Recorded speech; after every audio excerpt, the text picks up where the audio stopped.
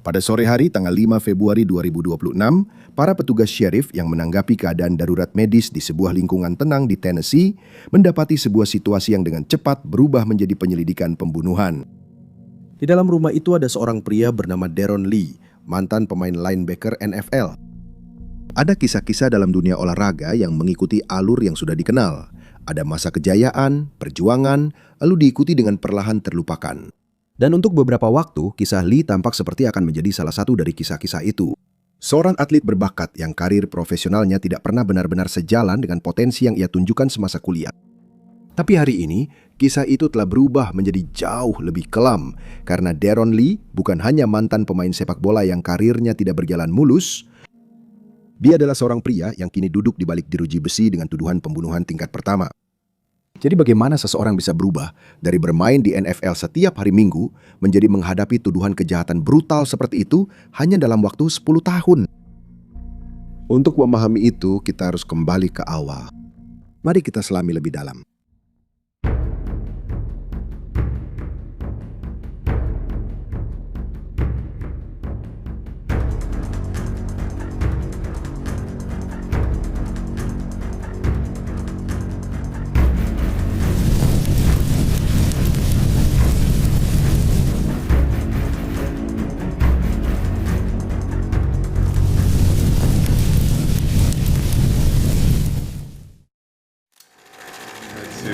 Saya waktu itu di Elite 100, apa itu namanya? Elite 100, itu di Indiana.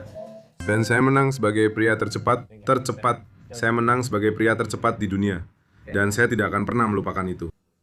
Hari itu luar biasa bagi saya, tapi saya adalah orang tercepat di sana. Ini agak ironis, karena sekarang saya cukup cepat. Saya punya banyak kenangan, tapi saya pasti ingat yang satu itu. Deron Lee tumbuh di New Albany, Ohio. Sejak usia dini, sudah jelas dia memiliki sesuatu yang istimewa. Dia menjadi pemain sepak bola yang menonjol di New Albany High School dan dia menerima tawaran dari Boston College, Duke, Illinois, Purdue, dan Minnesota. Dia memilih untuk tetap dekat rumah dan bermain untuk Ohio State. Di sana, dia berkembang menjadi salah satu linebacker paling eksplosif di negara ini. Karier kuliahnya mencapai puncak pada Sugar Bowl 2015, semifinal playoff sepak bola perguruan tinggi melawan Alabama. Dengan 7 tackle dan 2 sack, Lee dinobatkan sebagai MVP pertahanan dalam pertandingan itu. Itu adalah penampilan penentu yang memberitahu seluruh dunia sepak bola bahwa dia kini benar-benar diperhitungkan. 11 hari kemudian, Buckeyes berhasil memenangkan kejuaraan nasional melawan Oregon. Dengan cincin juara nasional kini di jarinya, Lee memutuskan untuk meninggalkan Ohio State lebih awal dan mendaftar untuk draft NFL 2016. Tahap berikutnya adalah NFL Combine, sebuah evaluasi selama seminggu di mana para pemain menjalani tes fisik, pemeriksaan medis, dan wawancara dengan tim. Lee membuat para pencari bakat terkesan dengan berlari-lari 40 yard dalam waktu 4,43 detik. Kecepatan yang luar biasa untuk seorang linebacker dan bahkan lebih cepat dari banyak wide receiver di NFL. New York Jets memilihnya pada urutan ke-20 secara keseluruhan di putaran pertama dan menandatangani kontrak 4 tahun senilai sekitar $10,28 juta yang dijamin. Sampai pada momen ini, apakah kamu menyadari hal itu saat duduk di ruang tunggu draft menunggu namamu dipanggil seperti, "Wah, aku sudah menempuh perjalanan yang panjang"? Tentu saja, kamu tahu, kamu melihat beberapa orang dipilih, dan kamu melihat Joey dan Zeke, mereka dipilih. Saat itulah aku benar-benar merasakannya. Aku merasa, kamu tahu, mimpimu benar-benar akan menjadi kenyataan dan kerja kerasmu akan terbayar. Dan kamu tahu, aku bahkan kadang-kadang tidak bisa mengungkapkannya dengan kata-kata. Tapi, kamu tahu, saat aku menerima telepon itu, rasanya luar biasa. Tapi tahun pertamanya jauh dari kata mengesankan. Bahkan, perusahaan analitik Pro Football Focus menilainya sebagai pemain linebacker rookie dengan nilai terendah di liga. Tahun berikutnya, perusahaan yang sama menilainya di peringkat ke-87 dari 88 linebacker yang memenuhi syarat untuk mendapatkan penilaian. Pada tahun 2018, dia diskors selama 4 pertandingan karena pelanggaran penggunaan obat peningkat performa, PED. Secara keseluruhan, dia bermain dalam 43 dari 64 pertandingan untuk Jets, mencatatkan 4 sack, 3 intersepsi, dan 241 tackle. Lee kemudian bermain untuk beberapa tim, termasuk Kansas City Chiefs. Meskipun dia menjadi bagian dari organisasi selama musim kejuaraan mereka di tahun 2019, dia tidak tampil di babak playoff, tetapi tetap menerima cincin Super Bowl. Kariernya berakhir pada tahun 2021 setelah sempat bermain singkat di Buffalo dan Las Vegas. Meskipun ekspektasi awal yang tinggi, dia tidak pernah masuk Pro Bowl, memenangkan penghargaan besar, atau finish di jajaran atas liga dalam kategori statistik apapun. Namun setelah karir sepak bolanya berakhir, nama Lee mulai muncul lagi di berita utama. Bukan karena sepak bola, tapi karena sesuatu yang jauh lebih mengkhawatirkan.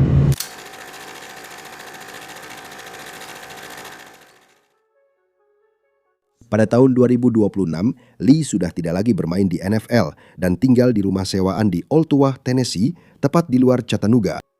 Sekitar waktu itu, dia menjalin hubungan dengan seorang wanita bernama Gabriela Carvalho Perpetuo. Bagaimana tepatnya keduanya bertemu belum pernah dijelaskan secara publik, tetapi pada awal Februari mereka sudah bersama di rumah Ultuwo selama 10 hari. Gabriela, yang dikenal oleh keluarga dan teman-temannya sebagai Bella, adalah seorang wanita berusia 29 tahun yang penuh kehangatan dan ambisi. Orang tuanya menggambarkan dia sebagai seseorang yang mudah bergaul dan selalu ramah kepada siapapun, bahkan kepada orang yang baru dikenal. Bella dibesarkan di Massachusetts dan pada usia 15 tahun keluarganya pindah ke Florida, tempat di mana dia akhirnya menetap. Kemudian, saat masih muda, dia pindah ke New York City untuk mengejar karir di bidang jurnalisme klinis, tertarik dengan gagasan bercerita di dunia medis. Namun seiring waktu, panggilannya pun berubah. Dia menyadari bahwa yang benar-benar dia inginkan adalah berada di ruangan bersama pasien, bukan menulis tentang mereka dari luar. Jadi dia mendaftar di program keperawatan perguruan tinggi dengan tujuan yang jelas, yaitu merawat bayi yang baru lahir pada jam-jam paling rentan dalam hidup mereka. Dia penuh kasih, bersemangat, dan hanya 3 bulan lagi akan lulus. Namun pada bulan Februari 2026, masa depan itu tiba-tiba terenggut.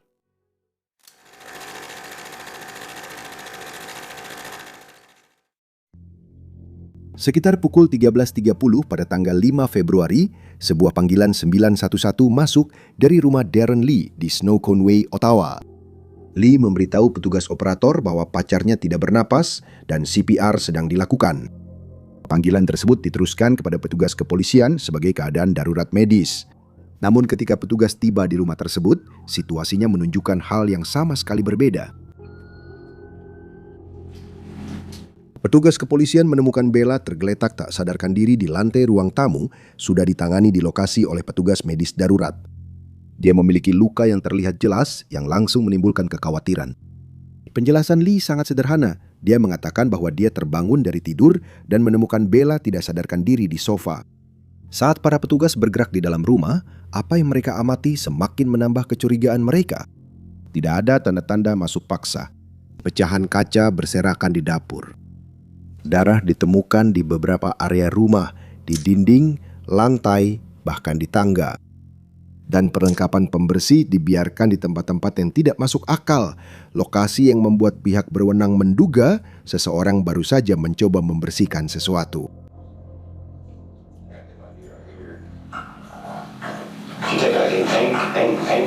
Saya tidak tahu, saya benar-benar tidak tahu.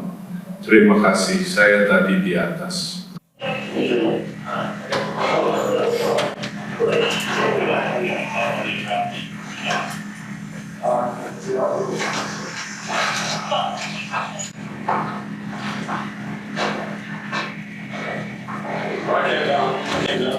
Saya tidak tahu. Saya tidak tahu.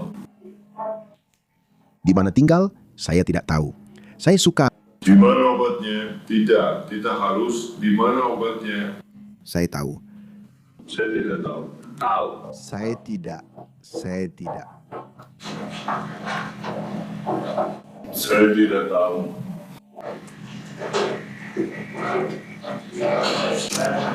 Saya tidak tahu. Saya tidak tahu. Kita pergi dari sini kan? 3. Baik, Pak. Tidak, itu akan meledak. Aku bisa nongkrong. Aku akan menemuimu. Oke? Oke. Oke. Terima kasih. Terima kasih. Terima kasih. Gimana rekannya?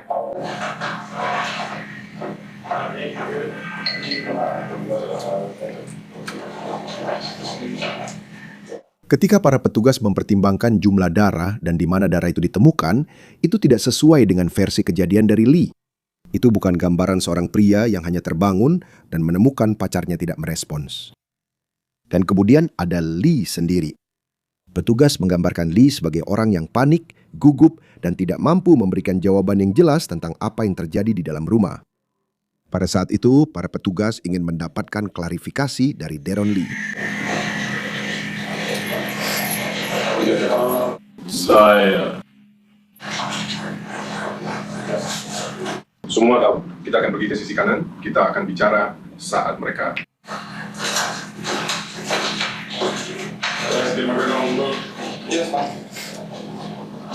Jadi, apa yang sedang terjadi? Kamu bilang kamu di atas sana tidur. Ya, aku sedang tidur. Oke, tahu begitu. Kenapa dia tidak tahu apa yang kita lihat? Aku tidak tahu. Aku bilang sama dia harus mandi, dan itu saja. Aku tertidur pulas. Sekitar waktu itu aku ada di sana. Aku tidak tahu. Aku tidak tahu. Aku tidak tahu. Oke. Oke. Ada apa? Kami menyiram kamar mandi karena kami membiarkan jendelanya terbuka. Jadi saat rumahnya mulai dingin, kami memanaskannya lagi, seperti meledak. Jadi aku hanya membersihkan itu. Itu sebelum aku tertidur. Oke. Aku kira dia akan turun dan menyelesaikannya dari orang tua itu. Tapi kemudian aku turun lagi dan beginilah yang terjadi. Apakah dia baik-baik saja?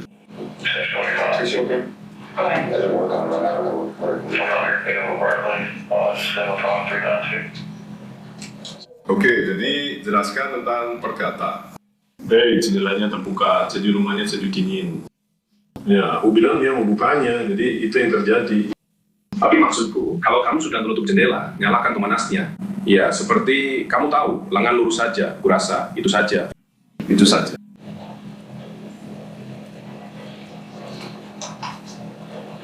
Kamu baik-baik saja. Mereka masih mengerjakannya. Apa nama bahasanya? Perpetua. I spell that P-E-R-P-E-T.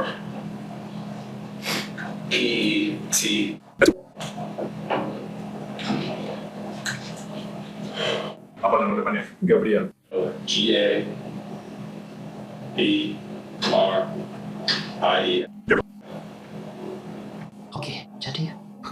Jadi kamu baik-baik saja. Oke. Ya, A19 1996.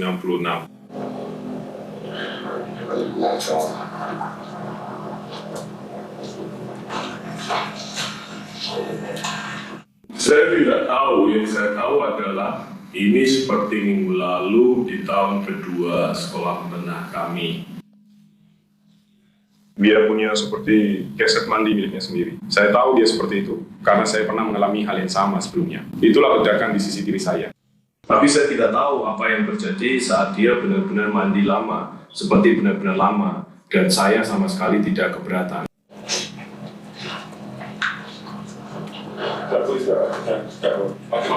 Itu tuduhan yang bagus. Bisa ya sih. Bukan pertemuan rapi di sini.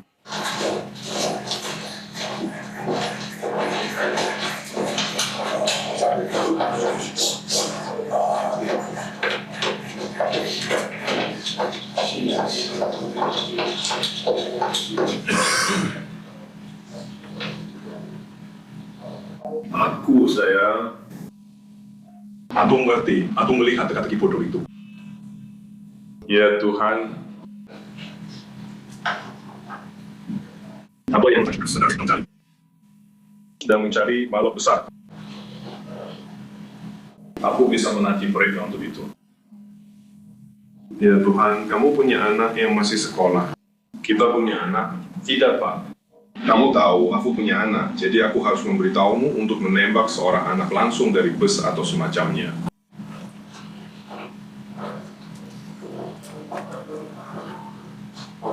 Aku tidak punya.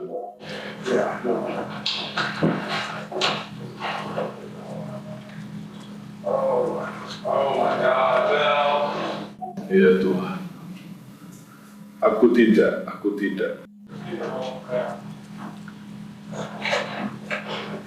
Aku tidak tahu. Aku tidak tahu. Bakas, Scott Bakas. Scott, aku tidak tahu. Aku tidak tahu. Aku tidak.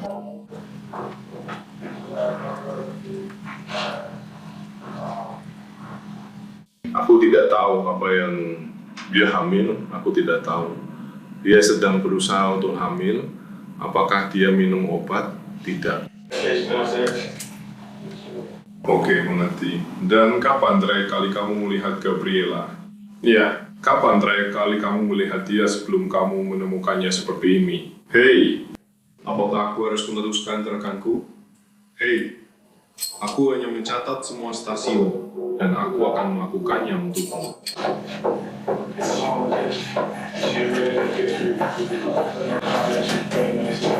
Aku hanya mengerjakan Palahimi. Tidak, ini lebih baik. Hei, aku tidak tahu, karena aku melihat bola-bola kecil yang dia punya. Bola-bola kecil di bukit yang dia punya di sana. Itu aku tidak tahu, aku bahkan tidak tahu dia memilikinya. Dia menyimpannya di punggungnya. Apa kamu melihat dia di belakang sana? Tolong bicara denganku. Terima kasih, kami akan teruskan itu padamu. Tidak, itu maksudku.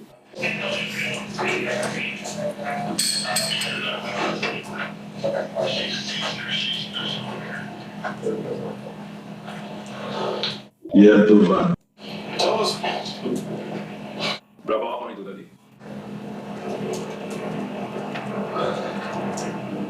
Tunggu, maksudnya apa? Apa? Aku datang agak terlambat, jadi ceritakan padaku apa yang terjadi. Jadi aku turun ke bawah, aku bangun, dan dia sudah berbaring di sofa. Sampai.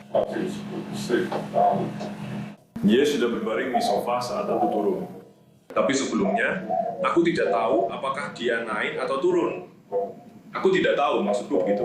Jadi aku turun, dan pada akhirnya dia berbaring di sofa di sisi putriku. Lalu aku bilang, hei, aku benar-benar seperti diriku sendiri. Dan dia tidak mengatakan apa-apa. Itu sebabnya aku langsung memanggilnya. Aku bilang, ada apa ini? Aku baru bangun. Aku, apa-apaan ini? Apa yang terjadi? Aku benar-benar tidak sadar. Aku tidur lama sekali. Aku seperti mencoba mencari tahu. Aku tidak tahu apa yang terjadi. Apakah dia berdarah? Ada apa? Apakah dia berdarah? Apa dia berdarah? Iya. Sebenarnya aku tadi nggak lihat dia. Oh, aku nggak tahu bagaimana. Aku nggak tahu. Jadi apa sebenarnya? Seseorang berdarah karena ada darah yang menepes di tanda. Iya, itu saja. Mungkin itu dia. Kalau kamu lihat ke belakang di toko, aku nggak tahu apakah ada buku di situ. Aku nggak tahu apakah dia tidur di dekat kerumunan atau mencoba turun. Aku nggak dengar. Maksudku, kamu memang nggak bisa dengan banyak hal. Apa kalian tidur di kamar terpisah? Iya, kami pergi ke ujung nomor 3 di kamar tidur. Aku nggak tahu apakah dia saat dia masuk ke sini merasa. Aku benar-benar nggak tahu. Maksudnya apa?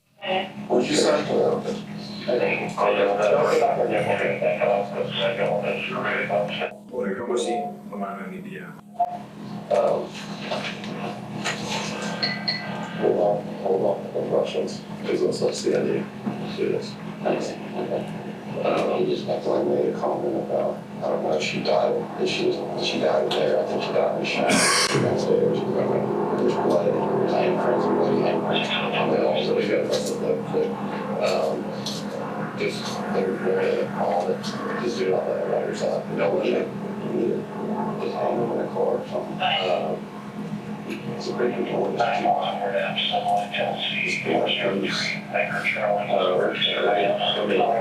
Seriously, I want to work this, yeah.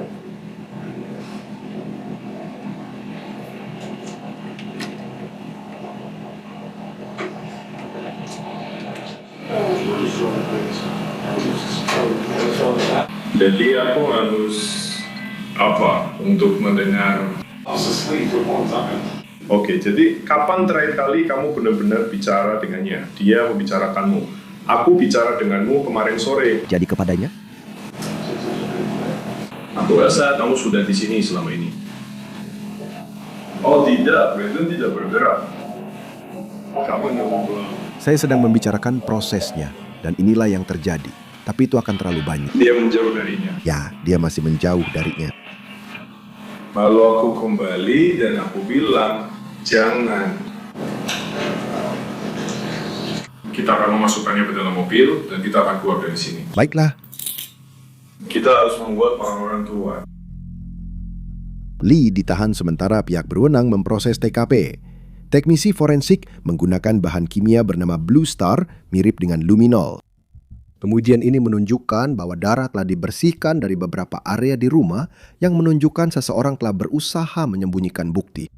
Jejak darah tambahan ditemukan di seluruh rumah dan bahkan di dalam kendaraan di garasi yang mengindikasikan kekerasan mungkin terjadi di beberapa ruangan. Di salah satu ruangan, reaksi Blue Star mengungkapkan sesuatu yang sangat mengganggu.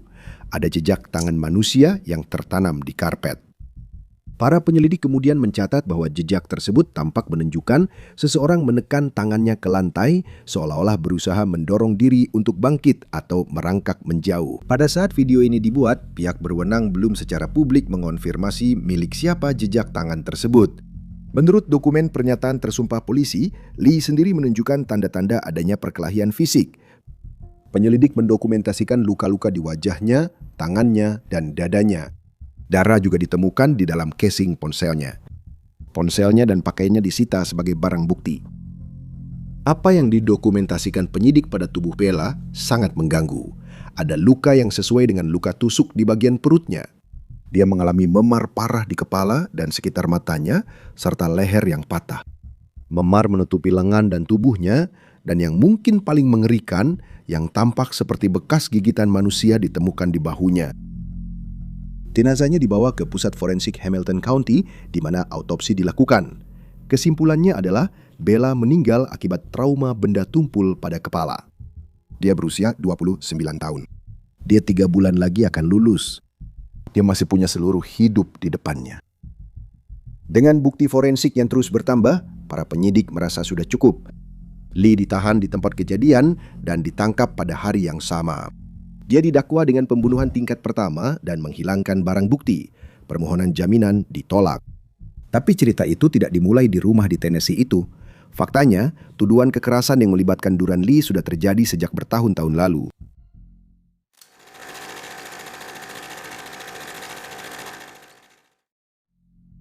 Saat para penyelidik memeriksa masa lalu Lee, mereka mengetahui bahwa dia sedang menjalani masa percobaan di 2 negara bagian, Florida dan Ohio.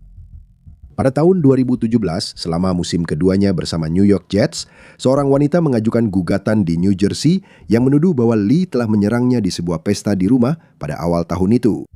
Dia membantah tuduhan tersebut dan gugatan itu kemudian dibatalkan. Pada April 2023, Lee didakwa dengan kekerasan dalam rumah tangga dan penganiayaan terkait 2 insiden. Satu pada Oktober 2022, yang lainnya pada April 2023.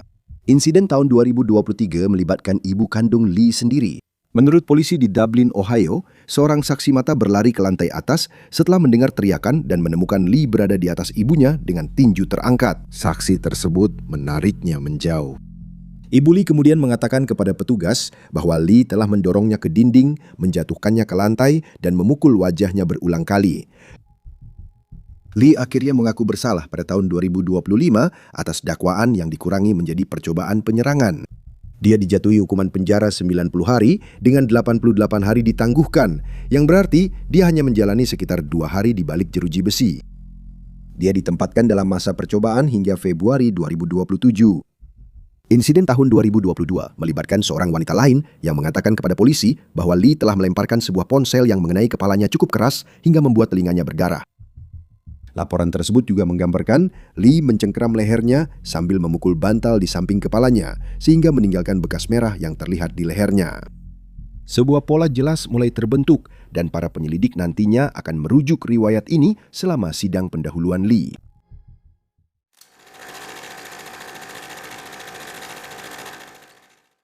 Okay, let's go ahead and bring out Mr. Lee.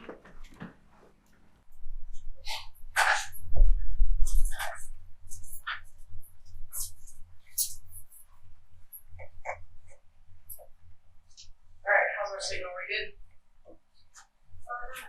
Baik, kita berada di nomor perkara 2.006.151, pembunuhan tingkat pertama. Nomor perkara 2.006.152, mengubah atau membuat bukti untuk sidang pendahuluan. Darren Alexander. Pada awal Maret, Lee berada di pengadilan untuk sidang pendahuluannya, di mana para penyelidik mengungkapkan sebuah detail yang sangat mengganggu. Setelah mengunduh data dari ponsel Lee, detektif mengetahui bahwa Lee telah meminta saran kepada ChatGPT tentang cedera tertentu dan keterlibatan polisi sehari sebelum panggilan 911 dilakukan. Apakah ChatGPT selama percakapan ini tampak memberikan saran kepada Tuan Lee? Ya, tampaknya begitu. Apa itu tulisannya? Ini dari sender Lee untuk ChatGPT. Hey Ellie, apa saja tanda-tanda fisik cedera akibat terpeleset atau jatuh di kamar mandi saat mandi?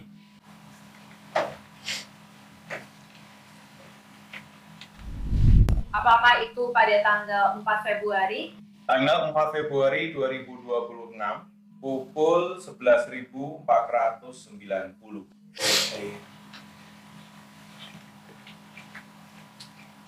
Dan apakah kamu tahu apa dalam ketidaksepakatan ini, apakah dia menanggapi sesuatu yang telah dijawab oleh ChatGPT? Ya. Apakah kamu ingat apa itu? Tergelincir atau jatuh, dia menelpon penerbit. Setidaknya itu yang tertulis.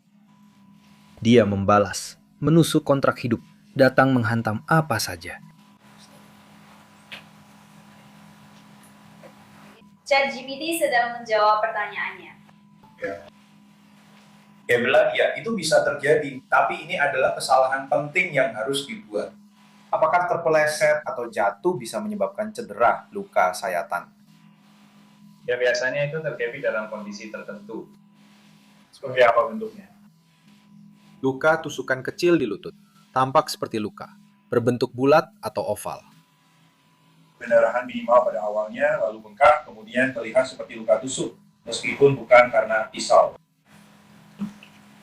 Dan menurut pengetahuan Anda, berdasarkan meninjau pesan-pesan secara keseluruhan dan bukan hanya cuplikan di sini, apakah ini mirip dengan percakapan yang dilakukan Tuan Lee dengan ChatGPT pada tanggal 4 dan 5? Ya. Pada tanggal 5 Februari, apakah Anda ingat melihat pesan di mana Tuan Lee bertanya kepada ChatGPT tentang menelpon 911? Ya. Apakah Anda ingat maksud dari pesan-pesan tersebut? Dia terus mengatakan bahwa dia ingin menelpon 911, tapi dia ingin memastikan bahwa itu adalah Masalah layanan medis darurat dan bukan polisi. Di sini kita punya bagian bawah percakapan ChatGPT. Apakah kamu melihat di mana tertulis, jika kamu mau, katakan ini padaku? Ya. Apakah itu sering terjadi dalam pesan ChatGPT ini di mana ChatGPT mengajukan lebih banyak pertanyaan atau pada dasarnya mengajukan pertanyaan lanjutan? Ya, oke, dan jadi kamu bisa lihat, cek kalau koreksi kalau aku salah, ChatGPT bilang ya, jatuh bisa menyebabkan luka tusuk atau luka robek. Biasanya luka-lukanya tidak terlihat seperti tusukan pisau yang bersih. Konteks seputar pola cedera lebih penting daripada lubangnya sendiri. Lalu dikatakan, jika kamu mau, beritahu aku di bagian tubuh mana, berapa banyak luka tusuk, kedalaman dan ukurannya, serta benda apa saja yang ada di sekitar. Aku bisa membantumu memeriksa apakah itu sesuai, kurasa itu maksudnya. Biarkan aku memeriksa. Apakah itu sesuai dengan terpeleset dan jatuh, atau sesuatu yang memang perlu dievaluasi. Sekali lagi, apakah ini mirip dengan pesan-pesan lain antara Tuan Lee dan ChatGPT? Ya. Dan apa yang dikatakan Tuan Lee? Jawabannya adalah ya, perut tengah, bagian dalam, pinggul. Apakah Anda ingat jika Nona Perpetual mengalami luka di sekitar perut atau pinggul sampingnya? Ya. Luka seperti apa? Ada luka tusuk dan kemudian pinggulnya, saya tidak tahu apakah itu bagian dari sepeda, ada juga luka tusuk di pahanya.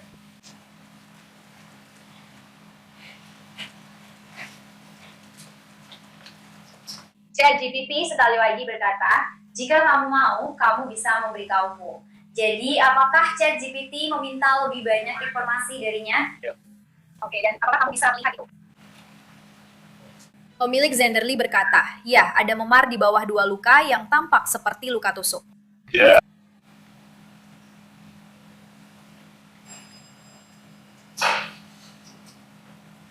Menteri Lee, pesan ini mengatakan kedua matanya bengkak. Tanda tanya, ini tanggal berapa? Itu tanggal 4 Februari 2026 pukul 11.64.49. Pesan berikutnya dari ChatGPT mengatakan, oke, hentikan lelucon sebentar karena kedua mata yang bengkak masih mungkin akibat jatuh, tapi ini sudah masuk ke tahap yang perlu diperiksakan. Apakah Anda ingat kesan apa dari Tuan Lee yang mungkin atau tidak mungkin membuat ChatGPT memintanya untuk berhenti bercanda? Saya tidak tahu. Saya tidak tahu, saya tidak bisa memastikan yang mana. Lelucon-lelucon itu berasal dari sesuatu, saya tidak ingat. Apakah Anda tahu apa arti LOL? Ya. Apakah Anda tahu apa arti LMAO? Ya. Apa arti LMAO? Apa arti LOL? Dalam pesan-pesan Tuan Lee selama periode waktu ini tentang cedera pada seseorang, apakah Tuan Lee menggunakan LMAO atau LOL? Ya. Saya rasa ini yang terakhir. Tanggal berapa ya ini? Tertulis 2420206 pukul 12.33. Ia bilang Sander Lee, pemiliknya, mengatakan bahwa dia membuat darah berceceran di seluruh tempat ini. Apakah itu benar? Ya. Setelah sidang, hakim menilai ada dasar yang cukup dan melimpahkan kasus ini ke grand jury. Jika didakwa, Lee akan menghadapi sidang pidana penuh di Hamilton County, di mana juri pada akhirnya akan memutuskan apakah dia bersalah atau tidak. Untuk saat ini, Lee tetap ditahan tanpa kemungkinan dibebaskan dengan jaminan, sementara proses hukum masih berlangsung. Jika dinyatakan bersalah atas pembunuhan tingkat pertama di Tennessee, Lee bisa menghadapi 3 kemungkinan hukuman. Hukuman mati, penjara seumur hidup tanpa kemungkinan pembebasan bersyarat, atau penjara seumur hidup dengan kemungkinan pembebasan bersyarat, meskipun itu pun mengharuskan menjalani setidaknya 51 tahun di balik jeruji besi. Sementara kasus pidana terus berjalan, keluarga Bella juga telah mengambil tindakan hukum mereka sendiri. Mereka mengajukan gugatan perdata terhadap Lee, menuntutnya bertanggung jawab atas kematian Gabriela dan menuntut ganti rugi secara finansial.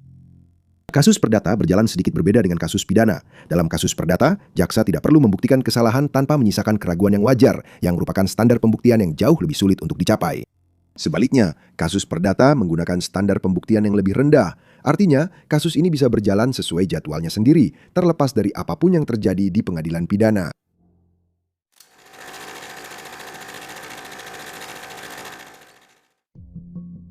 Ada versi dari cerita ini yang dimulai dan diakhiri dengan sepak bola, dengan karir yang menjanjikan namun tidak pernah mencapai puncaknya, dengan seorang pemain yang berhasil masuk NFL tetapi tidak pernah menjadi nama besar. Versi cerita yang seperti itu memang mengecewakan, tapi bukan hal yang langka. Banyak pemain pilihan putaran pertama yang tidak menjadi bintang seperti yang diharapkan dari posisi draft mereka. Tapi itu bukan cerita yang akan kami sampaikan di video ini. Di video ini kami menceritakan kisah Bella, seorang wanita muda yang pindah ke wilayah lain di negaranya demi mengejar impian merawat bayi yang baru lahir, yang hanya tinggal beberapa bulan lagi untuk meraih gelar tersebut. Seorang wanita yang menurut semua orang membuat orang-orang di sekitarnya merasa diperhatikan dan diterima. Dan kami menceritakan kisah tentang bagaimana hidupnya terhenti di sebuah rumah sewaan yang baru ia tinggali selama beberapa minggu. Sementara proses hukum terhadap Deron Lee terus berjalan, gambaran lengkap tentang apa yang terjadi pada sore hari di bulan Februari di Ottawa, Tennessee, masih terus disusun di ruang sidang. Yang kami ketahui adalah ini. Sebuah kehidupan yang penuh harapan telah direnggut terlalu cepat, dan seorang pria yang dulu disoraki di stadion penuh setiap hari Minggu, kini duduk di balik jeruji setiap hari, didakwa telah mengakhiri kehidupan itu.